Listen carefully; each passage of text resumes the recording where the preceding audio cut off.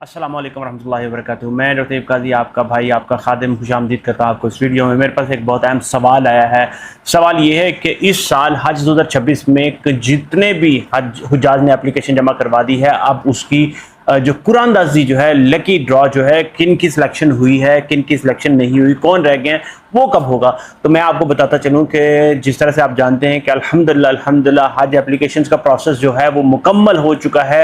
हज एप्लीकेशंस जो कोटा था उससे ज़्यादा जमा हो चुकी हैं। 1,18,210 प्यारे मिठा जी भाई बहन बुजुर्गों का कोटा था, उससे ज़्यादा एप्लीकेशन जमा हो चुकी हैं। तो याद रखें कि जिस तरह से आप जानते हैं कि इस दफ़ा, अगर आप नहीं भी जानते तो ये जान लें कि इस दफ़ा हज 2026 में जितनी भी एप्लीकेशन जमा हुई थी उसका क्राइटेरिया गवर्नमेंट ने, मिनिस्टर रिलीजियस अफेयर ने ये रखा था कि फर्स्ट कम फर्स्ट सर्व की बेसिस के ऊपर एप्लीकेशन जमा होंगी। इसका मतलब ये है कि जितने भी हुज्जाज ने एप्लीकेशन जमा करवाई है, जिन्होंने पहले जमा करवाई है, वो सिलेक्शन होती जाएगी। आप ये समझ लें कि जिसने जमा करवा दी उसकी एप्लीकेशन एक्सेप्ट होती जाएगी। इसमें कोई कुरानदाजी नहीं होगी। फर्स्ट कम फर्स्ट सर्व की बेसिस पे मतलब यह है कि पहले आइए पहले पाइए।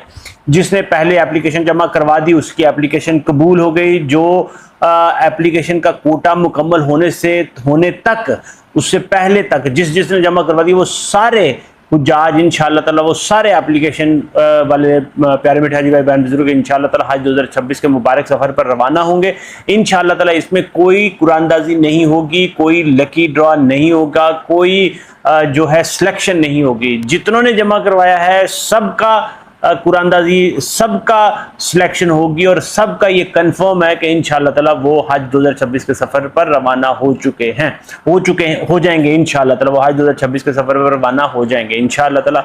इसमें कोई कुरानदाजी नहीं होगी। इसलिए आप अगर ऐसा सोच रहे हैं कि सिलेक्शन होगी नहीं होगी, हमारा कुरान निकलेगा नहीं निकलेगा, तो ऐसी बिल्कुल सोचने वाली कोई बात नहीं है। सब जाएंगे जिन्होंने एप्लीकेशन जमा करवा दिया इंशाअल्लाह ताला। बस आप हज 2026 की दूसरी इंस्टॉलमेंट की तैयारी करें, क्योंकि सितंबर का महीना है, अक्टूबर और फिर उसके बाद 1 नवंबर से तकरीबन जो है 1.25 महीना बाकी बच गया। उसके बाद फिर एप्लीकेशंस जिन्होंने जमा करवा दी है उनकी सेकंड इंस्टॉलमेंट प्लस जो डबल बेड के हैं या आपने ट्रिपल बेड की एडिशनल पेमेंट करनी है या कुर्बानी की एडिशनल पेमेंट, वो आपने 1 नवंबर के महीने में जमा करवानी है। इसलिए अपनी जमा पूंजी, अपने पैसों को, अपने फाइनेंशियल जो हालात है उसको मैनेज करें, उस तरह से जमा करें, और ताकि आप अपनी दूसरी इंस्टॉलमेंट इंशाअल्लाह ताला खैर वफियत से जमा करवा सकें इंशाअल्लाह। अस्सलाम वालेकुम।